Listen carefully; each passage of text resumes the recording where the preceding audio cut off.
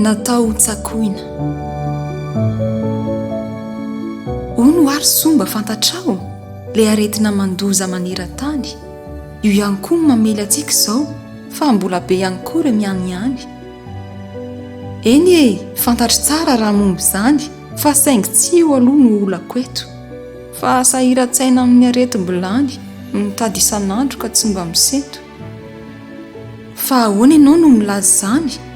Moa ve tsy efa nisy ireo fanampiana ka hoe mitady hatrany hanampitrotraka ity fahoriana? Azoko tsara fa misy izany e, saingy tsy mba natao anay. Toa misy manodina ireny ano any ireo zavatra kely mba natao anay. Tenenina foana mipetraha ao an-trano kanefa indrisy tsy tsapanareo. Tsy misy olombelona vokin'ny rano dia andeha hitady izay hohanina aveo. Fihibohana neka tsy mora e, tsy toy ny an'ireo manan-karoso. Fanampiana ny azy mety ho isan'ora fa eto amintsika izany dia mbola indrisy. Aza miteny raha tsy manan-karoso fa dio ihany koa manasazy ireo mahonena.